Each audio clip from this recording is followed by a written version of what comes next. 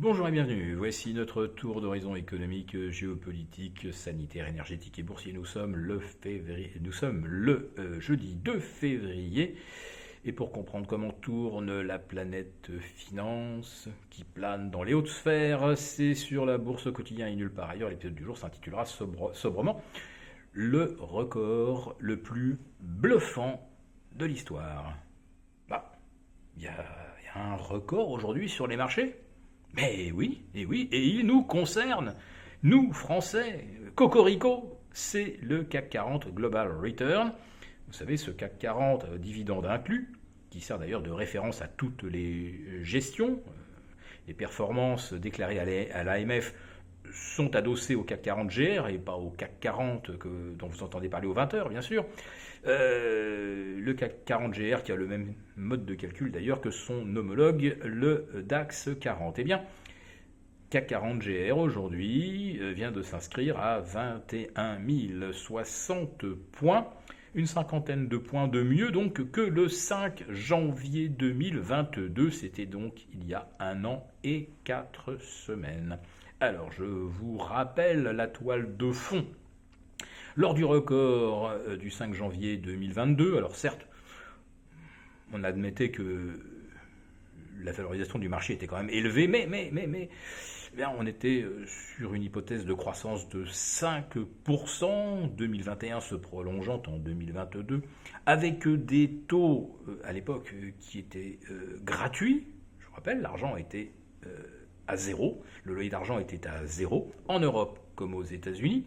On avait des hypothèses de croissance des bénéfices d'environ plus 15%, et non pas l'inverse, ou en tout cas pas une croissance nulle des bénéfices, et surtout il y avait la paix dans le monde, pas de guerre en Ukraine, pas de tarifs de l'électricité multipliés par 4 et qui ruinent notre tissu de PME, PMI.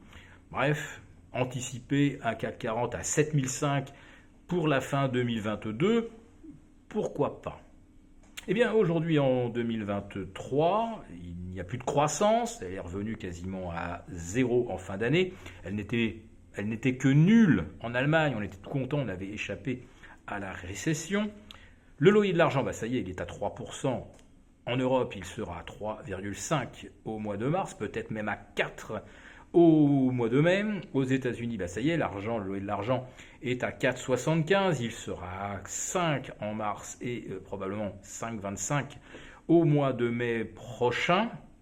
Donc plus rien à voir. Le coût de la ressource a littéralement explosé. Par contre, les perspectives bénéficiaires, elles, se sont littéralement effondrées. La croissance, il n'y en a quasiment plus. Et pourtant, on parvient à battre un nouveau record absolu. Bon, ça ne fait que confirmer ce que je vous décris depuis des mois et des trimestres. Les marchés ont sur les yeux un casque de réalité virtuelle, c'est-à-dire que notre réalité à nous, avec nos tarifs de l'électricité à 200 euros le mégawatt, le litre de carburant à 2,20, les tarifs de péage qui augmentent de 5%, les classes moyennes et les classes les moins favorisées littéralement laminées par l'inflation, les marchés, ce n'est pas leur monde. Leur monde, lui, et ce qui circule dans leur casque de réalité virtuelle, ce sont des données sur la liquidité disponible au jour le jour. Autrement dit, comprenez, vous êtes au casino, et la seule chose qui importe aux joueurs, c'est combien on leur apporte de jetons. Alors si vous supprimez les jetons, évidemment, tout le monde sort du casino, et la partie, c'est game over. Eh bien, les banques centrales, on l'a compris, en tout cas la Fed, continuent d'approvisionner le marché en capitaux tous les matins avec des opérations de repos, c'est-à-dire de refinancement au jour le jour.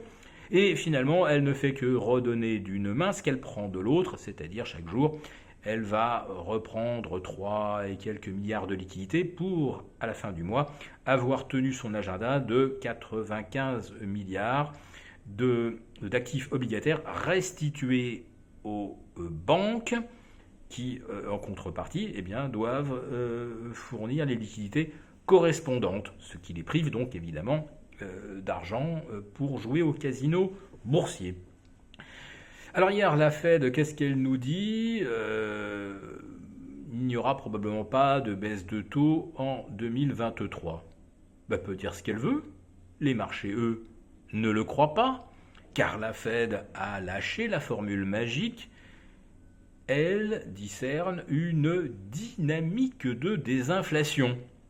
Alors c'était probablement le mot clé que Wall Street attendait, ça veut dire allez-y les gars, payez, n'écoutez pas ce que dit la Fed, elle prétend que l'inflation va être terrassée, donc derrière elle changera de discours comme d'habitude, et elle finira bien par baisser les taux. Et même si l'inflation continue de grimper, elle baissera aussi les taux, parce que nos économies ne peuvent pas supporter 4% de loyer de l'argent en Europe ou 5 ou 5,25 aux États-Unis. Donc, ce que le marché anticipe, tout simplement, eh bien, c'est une capitulation en race campagne, comme en décembre 2018, où la Fed, avec d'un seul coup, renversé sa stratégie, rétabli la planche à billets, ramené les taux à zéro et relancé la bulle boursière. Eh bien, nous sommes en plein là-dedans, et c'est peut-être ce qui a incité Michael Burry, vous savez, l'auteur du Big Short contre les subprimes. Il a dit hier, avant la réunion de la Fed, sell, vendez ce marché. Et depuis, le Nasdaq a pris tout simplement 4% depuis qu'il a dit sell. Alors, eh bien, Michael Burry a tort, manifestement. Enfin, il a tort aujourd'hui, il aura peut-être tort demain. Pour les subprimes, il a eu raison un peu trop tôt, mais un jour, il a eu raison. Voilà, si cette vidéo ne vous a plu, n'hésitez pas à nous mettre un pouce et rendez-vous demain avec nos abonnés des affranchis pour notre live.